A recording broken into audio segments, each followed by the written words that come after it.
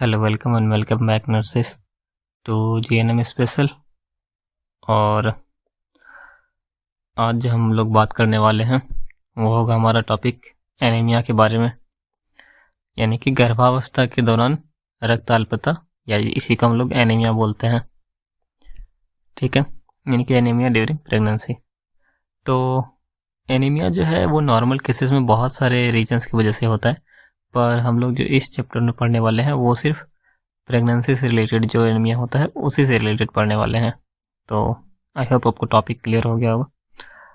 तो एनीमिया का जो प्रॉब्लम है ये ज़्यादातर विकासशील देशों में होता है, और भारत भी एक विकासशील देश है, तो भारत में भी एनीमिया एक बहुत मेजर हेल्थ प्रॉब्लम है, खास करके जो प्रेगनेंसी वाली महिलाएं होती है उसमें, प्रेग्नेंट महिलाओं में। तो सबसे पहले अगर हम इसकी डेफिनेशन की बात करें तो विश्व स्वास्थ्य संगठन या फिर वर्ल्ड हेल्थ ऑर्गेनाइजेशन के अकॉर्डिंग प्रेगनेंसी के दौरान जब महिला का जो हीमोग्लोबिन लेवल है, यानी कि जो एचबी लेवल होता है, वो 11 ग्राम पर डीएल से कम हो जाए तो उसको हम एनीमिया बोलते हैं। पर भारत के लिए एक स्पेशल केस है, भारत 11 ग्राम पर डीएल को नहीं मानता। भारत मानता है कि जब तक लेवल जो है हीमोग्लोबिन का वो 10 ग्राम पर डीएल से कम नहीं होगा तो हम उसको एनीमिया नहीं मानेंगे। यानी कि अगर हम वर्ल्ड हेल्थ ऑर्गेनाइजेशन यानी कि WHO के अकॉर्डिंग देखें तो 11 ग्राम पर डीएल, और अगर भारत के अकॉर्डिंग देखें तो फिर 10 ग्राम पर डीएल से कम होने पर ही इस स्थिति को एनीमिया कहा जाता है। फिर यहाँ पे हमारा दिया गया है क्लासिफिकेशन ऑफ एनीमिया। क्लासिफिकेशन में हम देखेंगे कि जो एनीमिया होते हैं उसके दो तरह के होते हैं। पहला होता है फिजियोलॉजिकल एनीमिया, फिर होता है पैथोलॉजिकल एनीमिया।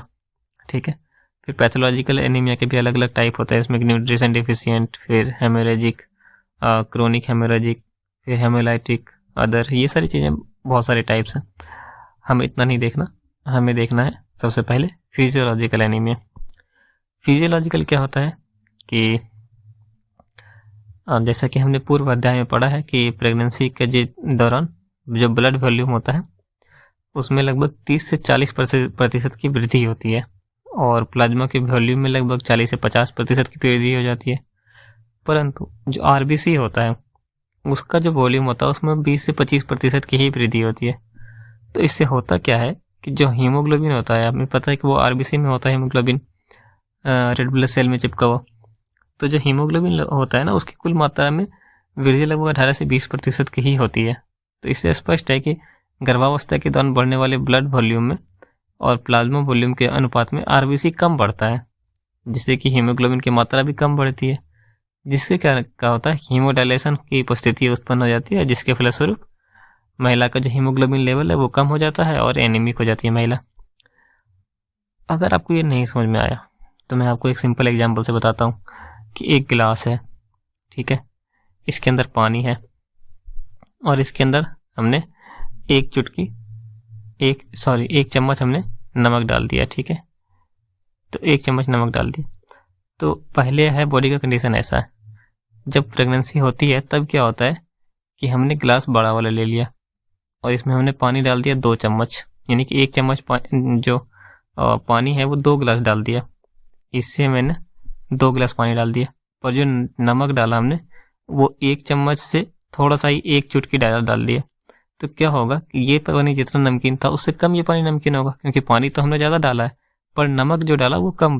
जितना हमने पानी बढ़ाया, 1 गिलास पानी बढ़ा दिया इसमें, हमने इसमें 1 गिलास था, इसमें 2 गिलास कर दिया, पर नमक इसमें 1 चम्मच था, फुल चम्मच, और इसमें 1 चम्मच, तो ये इसमें जो था घुला वो था ही, हमने जो बढ़ाया नमक 1 गिलास में वो थोड़ा सा ही बढ़ाया, तो इससे क्या होगा कि ये कम नमकीन हो जाएगा। तो उसी तरह से जो बॉडी होती है उसमें जो ब्लड और प्लाज्मा होता है, ब्लड में 2 चीज़ें होती है, प्लाज्मा होता है और दूसरा होता है अदर चीज़ें, हम मान लेते हैं अभी के अकॉर्डिंग अदर चीज़ें, और इसी के अंदर आरबीसी वगैरह भी आती है, आरबीसी, डब्ल्यूबीसी, प्लेटलेट्स वगैरह आती है। तो प्लाज्मा ज़्यादा बढ़ गया पर आरबीसी है वो कम बढ़ा, तो जिसकी वजह से क्या होता है कि आरबीसी की मात्रा ओवरऑल कम हो जाती है, जिससे क्या होता है हीमोग्लोबिन का लेवल कम हो जाता है और इस दौरान जो है महिला एनीमिक हो जाती है। तो आई होप इस एग्जांपल से आपको अच्छे से समझ में आ गया होगा। फिर क्या होता है, प्रेगनेंसी के जब जो सेकेंड हाफ चल रहा होता है, यानी कि जब बच्चा जब थोड़ा ज़्यादा बड़ा हो जाता है, उस टाइम पे क्या होता है कि आयरन का डिमांड बहुत ज़्यादा हो जाता है महिला में। और जिसकी वजह से कि फिजियोलॉजिकल एनीमिया से महिला ग्रसित हो जाती है और उसके महिला के जो हीमोग्लोबिन और हीमोक्रेट वैल्यू में गिरावट आ जाती है और जिससे उसका आयरन बाइंडिंग कैपेसिटी जो है वो भी कम हो जाता है, जिसकी वजह से कि आयरन का अब्सॉर्प्शन भी कम हो जाता है, यानी कि जो आयरन बॉडी में सही से अब्सॉर्बित नहीं हो पाता, जिससे कि और भी ज़्यादा कम हो जाता है आयरन। तो इस वजह से बहुत एक नेगेटिव आयरन बैलेंस हो जाता है। सिंपल सा बात है कि नेगेटिव आयरन बैलेंस या फिर जो नकारात्मक आयरन संतुलन हो जाता है, इसकी वजह से कि एनीमिया होता है। अब इसके हम कारण देखते हैं कि कारण होता क्या है। कारण सबसे पहले होता है आयरन की डिमांड बढ़ जाना। ठीक है, आयरन की डिमांड कैसे बढ़ती है कि महिला जो है डाइट है वो पर्याप्त नहीं होता आयरन के लिए और पूरी आयरन की मांग को पूरा नहीं कर पाता है शरीर के, तो ये कारण हो गया। दूसरा हो जाएगा आयरन का इंटेक कम होना, महिला आयरन ले ही कम रही है, तो एक तो डिमांड बढ़ गया है और दूसरा है कि आयरन जो है वो कम इंटेक हो रहा है, यानी कि महिला कम आयरन वाली चीज़ें ले रही है, फिर आयरन का टेबलेट नहीं ले रही है, फिर कम ले रही है, जिसकी वजह से संभावना बढ़ जाती है होने की, एनीमिया होने की। और आयरन क्यों कम ले रही है? सबसे पहले तो फॉल्टी डायबिटिक हैबिट है। डाइटिक हैबिट जो है, उसके जो खाना पीना की आदत है वो सही नहीं है, या फिर उसका जो फैमिली का लेवल है वो कम है, मतलब सोशल और इकोनॉमिक स्टेटस के अकॉर्डिंग, और उसको फिर बहुत ज़्यादा उल्टी वगैरह और वोमिटिंग वगैरह हो रही है, तो इन सब चीज़ों से आयरन कम लिया जाता है। तीसरा जो कारण होता है वो है फॉल्टी आयरन एब्जॉर्प्शन, कि जो आयरन का जो एब्जॉर्प्शन है बॉडी में उसमें फॉल्टी आ गया, यानी कि खराबी आ गई। तो ये कैसे हो सकता है? सबसे पहले तो इंटेस्टाइनल इन्फेस्टेशन, मतलब कि पेट के जो इंटेस्टाइन होते हैं, हमें पता है कि इंटेस्टाइन में हमारा खाना ऑब्जर्व होता है, तो उसमें अगर कुछ गड़बड़ी हो जाएगी तो आयरन भी सही से नहीं ऑब्जर्व हो पाएगा। फिर दूसरा जो कारण होता है वो होता है हाइपोक्लोराइड्रिया, तो ये भी एक कंडीशन होती है जिसकी वजह से कि एब्जॉर्प्शन में दिक्कत हो जाती है। फिर जो चौथा कंडीशन है वो है गर्भावस्था की पूर्व स्वास्थ्य की स्थिति, जो जब महिला प्रेग्नेंट हुई उससे पहले ही उसका स्वास्थ्य की स्थिति खराब थी, तो इस वजह से उसके बॉडी में स्टोर्ड आयरन, जो आयरन स्टोर होता है वो कम स्टोर था, और जिसकी वजह से कि प्रेगनेंसी में एनीमिया हो गया। फिर प्रेगनेंसी के दौरान ब्लीडिंग से संबंधित डिसऑर्डर, जैसे कि APH जो होता है, एंटीपार्टम हेमरेज, या फिर ये सारी चीज़ जिसमें कि प्लेसेंटा प्रीविया या फिर एब्रोप्सिया प्लेसेंटा आ जाता है, और फिर ब्लीडिंग पाइल्स, ये सारी चीज़ें एनीमिया होने के चांसेस बढ़ जाते हैं। फिर जो छठा है वो है कि फॉलिक एसिड या फिर विटामिन B12 की या फिर प्रोटीन की कमी से होने वाला एनीमिया। फिर सातवां जो है उसमें है कि महिला का कम अंतराल पे बार बार प्रेग्नेंट होना, यानी कि एक बार महिला प्रेग्नेंट हुई, फिर हमें बोला जाता है नॉर्मली कि 3 साल का गैप होना चाहिए या 5 साल का गैप होना चाहिए, पर एक बार प्रेग्नेंट हुई, फिर 1 साल में फिर प्रेग्नेंट होगी, फिर नेक्स्ट ईयर फिर प्रेग्नेंट होगी, तो इस वजह से क्या होता है कि बॉडी सही से रिकवर कर नहीं पाती है और वो अपने हेल्दी स्टेट में नहीं जा पाती है, तो एनीमिया होने के चांसेस ज़्यादा हो जाते हैं। फिर जो प्रेग्नेंट महिला है उसकी उम्र जो है 18 वर्ष से कम होना, या फिर जो है मल्टीपल प्रेगनेंसी हो गई है तो डिमांड बहुत ज़्यादा बढ़ जाती है, तो इसकी वजह से। फिर एक क्रोनिक मलेरिया की वजह से भी ऐसा हो सकता है। फिर आयरन की कमी से होने वाला एनीमिया, यही हमारा एक तरह से मेन टॉपिक है। ठीक है, हमने कारण तो जान लिया, अब इसको हम अच्छे से डिटेल में पढ़ेंगे और हम यहाँ देखेंगे, पहले एनीमिया के बारे में देखेंगे, फिर उसके कारण के बारे में देखेंगे, फिर उसके लक्षण देखेंगे, फिर उसकी जांचें देखेंगे, फिर जटिलताएं क्या क्या हो सकती है, और फिर उसको कैसे रोक सकते हैं हम, फिर उसका हम मैनेजमेंट कैसे करते हैं। अब मैनेजमेंट में हम उसका जनरल मैनेजमेंट और हर एक तरह के मैनेजमेंट के बारे में देखेंगे, और सारी चीज़ें जैसे कि द्वितीय अवस्था के दौरान, तृतीय अवस्था के दौरान, सारी चीज़ें हम देखेंगे अच्छे से। और एक और है कि मेगलोब्लास्टिक एनीमिया क्या होता है, इसके बारे में हम डिस्कस करेंगे। बहुत छोटा टॉपिक है, ज़्यादा बड़ा नहीं है, पर मेनली जो है हमारा ये टॉपिक यही है टॉपिक, आयरन डिफिशियंसी एनीमिया। तो हम लोग इसको शुरू करते हैं। तो आयरन डिफिशियंसी एनीमिया हमें नाम से पता चल रहा है कि आयरन की कमी से होने वाला एनीमिया, और इसका जो है वर्गीकरण कैसे किया जाता है, और ये सबसे कॉमन टाइप का एनीमिया होता है प्रेगनेंसी में। ठीक है, हमें ये ध्यान रखने वाली बात है, सबसे कॉमन टाइप का एनीमिया यही होता है कि अगर किसी को एनीमिया हो रहा है तो ज़्यादातर कारण है कि आयरन की कमी से ही हो रहा है। सबसे पहले होता है दूसरा माइल्ड, मॉडरेट या सीवियर। जब हीमोग्लोबिन लेवल 8 से 10 होता है तो माइल्ड, जब 7 से 8 हो गया तो मॉडरेट, और 7 से कम हो गया तो सीवियर हो जाएगा। कारण क्या हो सकता है कि जब आयरन की जब ज़रूरत पड़ी, आयरन की ज़रूरत जो है वो प्रेगनेंसी के टाइम पे बढ़ गई, तो इसकी वजह से उसके जो डाइट के हैबिट हैं, जो आहार ले रही है महिला, वो उसकी आदत ठीक नहीं है। फिर जो आयरन है उसका इंटेक कम हो जाना, फिर आयरन का एब्जॉर्प्शन कम हो जाना, बार बार प्रेग्नेंट, जो मल्टीपल प्रेगनेंसी होना, यानी कि एक साथ ट्विन प्रेगनेंसी है, जो ये सारी चीज़ें होती है, तो उसमें डिमांड ज़्यादा बढ़ जाती है, तो उतना पूरा नहीं हो पाता। फिर महिला का बार बार गर्भवती होना, या फिर उसके हमारा 18 से जो हमारा पहला कारण था, पहले का जो कारण था एनीमिया का, वही सेम कारण है।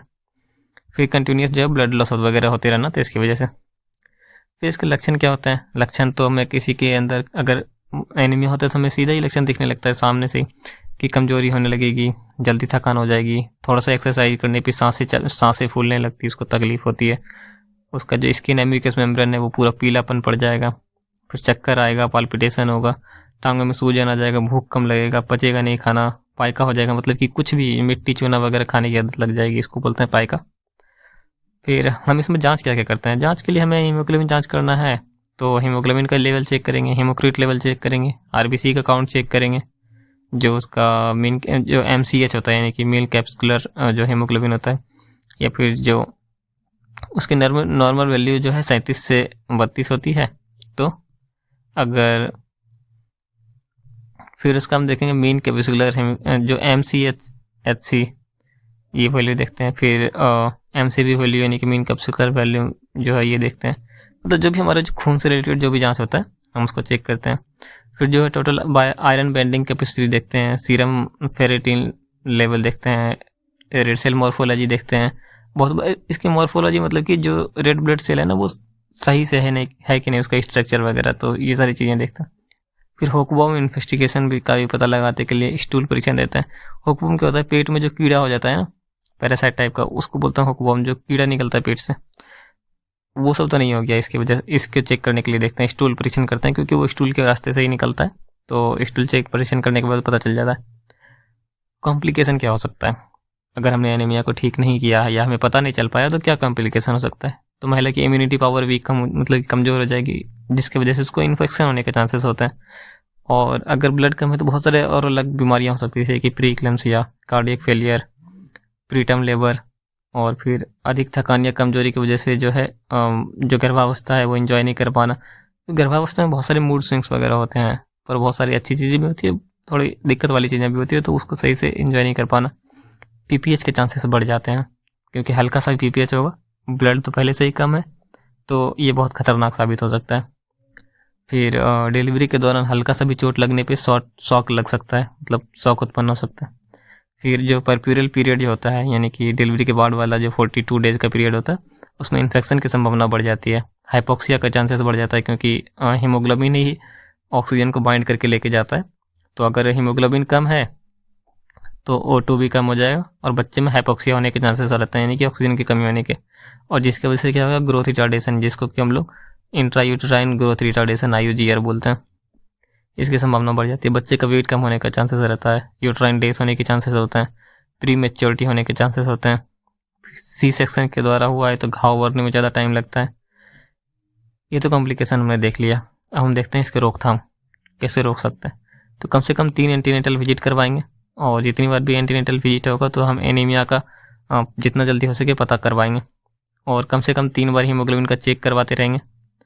और पहली बार जो है वो पूर्व भेंट के दौरान, दूसरी बार 28 से 30 सप्ताह पे, तीसरी बार 36 सप्ताह पे चेक करवाते हैं। फिर जो सप्लीमेंट्री आयरन थेरेपी देते हैं, कि प्रेगनेंसी के अगर 16 सप्ताह हो गया, 16 से 20 सप्ताह के बाद क्या करते हैं? 100 दिन तक कंटिन्यू 60 mg का जो आयरन का टेबलेट होता है, जिसको हम लोग फेरस सल्फेट का टेबलेट बोलते हैं, उसमें एलिमेंटन आयरन होता है 60 माइक्रोग्राम, तो हम उसको देते हैं 100 दिन तक। फिर जो है सप्लीमेंट्री फॉलिक एसिड भी देते हैं, और आयरन से भरपूर जैसे कि हरी पत्तेदार सब्जियां, अंडे, बीज, ये सारी चीज़ें उसको खाने के लिए सलाह देते हैं। अगर मांसाहारी है तो मांस, जो लीवर मीट वगैरह होता है, उसको साग खाने के लिए बोलते हैं। और खाना पकाने के लिए आयरन से जो बना वो बर्तन होता है उसमें बोलते हैं। और जो भी सब्जी चावल पकाते हैं उसका जो पानी यूज होता है उसको फेंकने के लिए नहीं बोलते। फिर यही है कि 100 mg जो एलिमेंटल आयरन देते हैं, और चाय दूध वगैरह के साथ बोलेंगे नहीं लेने के लिए, क्योंकि इससे आयरन के एब्जॉर्प्शन में कमी आ जाती है। फिर बाइंडिंग पाइल्स, मलेरिया, ये सारी चीज़ें अगर है तो इसको पता करके तुरंत उसको ठीक करेंगे। और गर्भधारण से पहले ही हीमोग्लोबिन लेवल को इम्प्रूव करने के लिए सलाह दी जाती है, ताकि महिला को जो है ज़्यादा दिक्कत ना हो बाद में। फिर महिला को आयरन थेरेपी देते हैं, उसके साथ में विटामिन सी देते हैं। विटामिन सी जो है आंवला, नींबू और संतरा वगैरह से भी मिल सकता है, और अगर नहीं मिलता है तो हम विटामिन सी को देते हैं, क्योंकि विटामिन सी जो है ना, ये आयरन के एब्जॉर्प्शन को बढ़ा देता है। जैसे हमने यहाँ पे देखा था कि दूध वगैरह से या फिर जो कैल्शियम वगैरह से उसका एब्जॉर्प्शन कम हो जाता है आयरन का, परंतु जो विटामिन सी है इससे बढ़ जाता।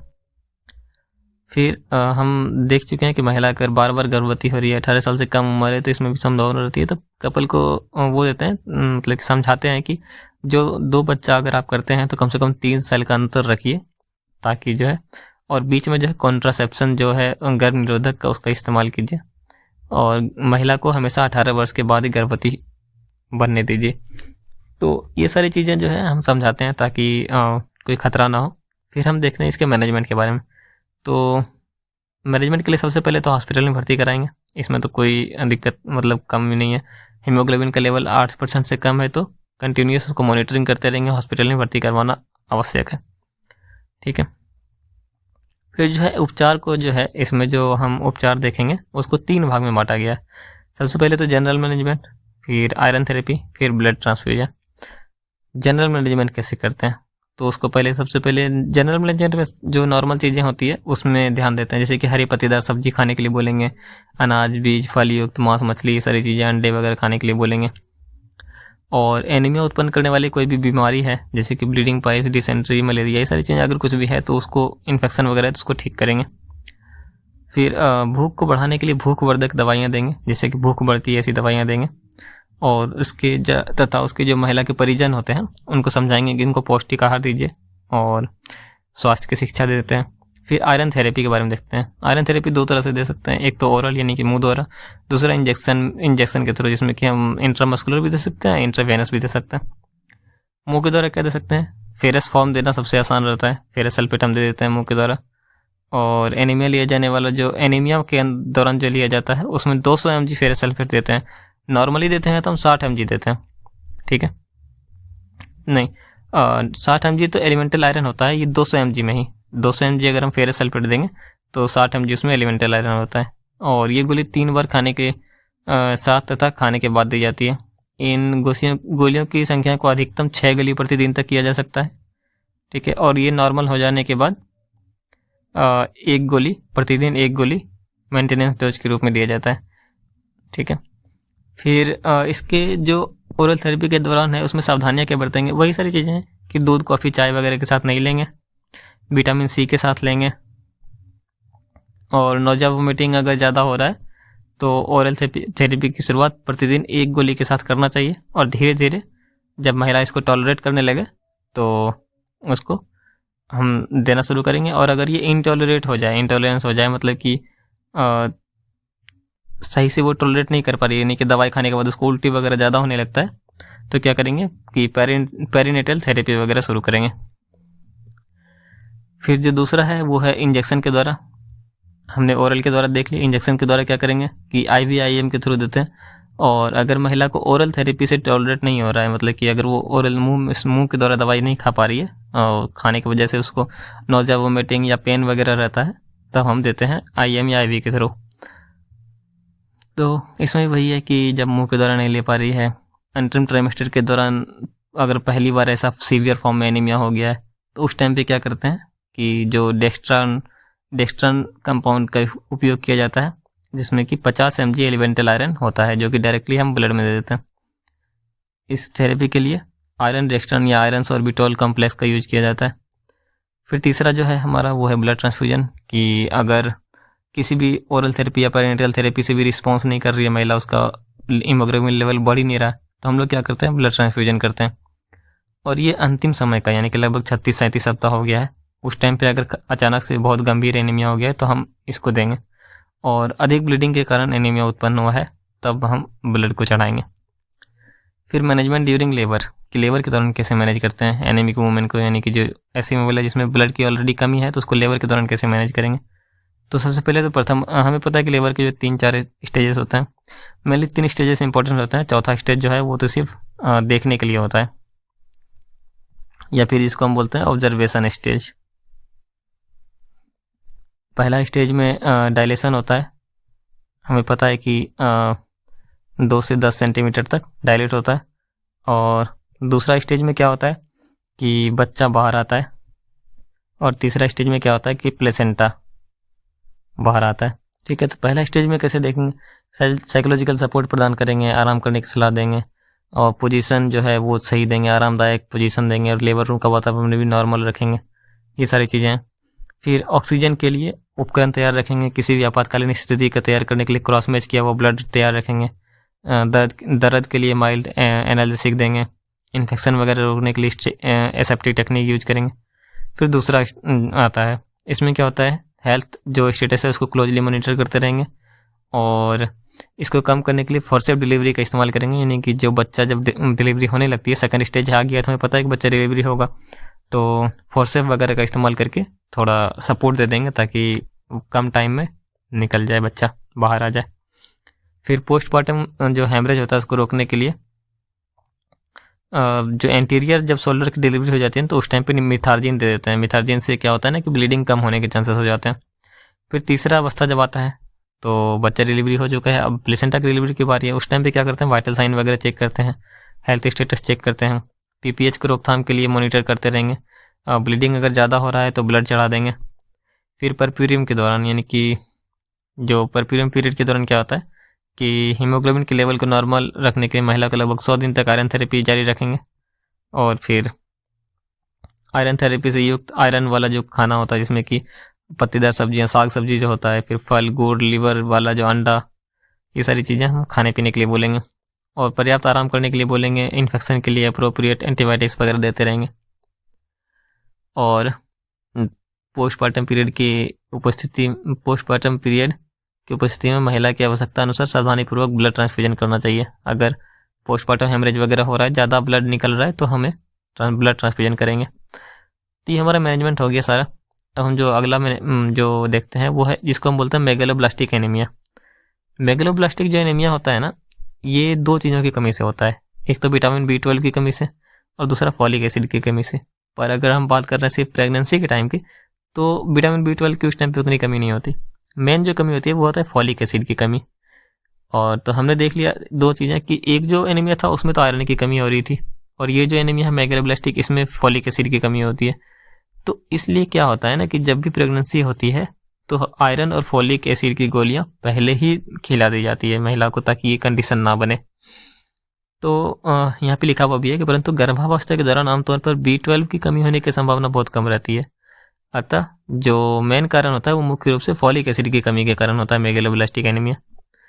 ठीक है, तो फॉलिक एसिड के इसमें वही कारण है जो आयरन में था कि फॉलिक एसिड की डिमांड बढ़ जाना।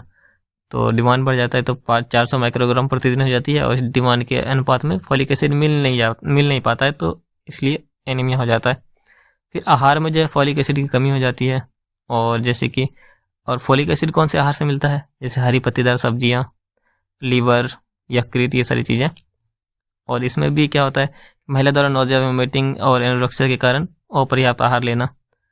फिर जो उसका अवशोषण होता है फॉलिक एसिड का, उसमें कमी आ जाना।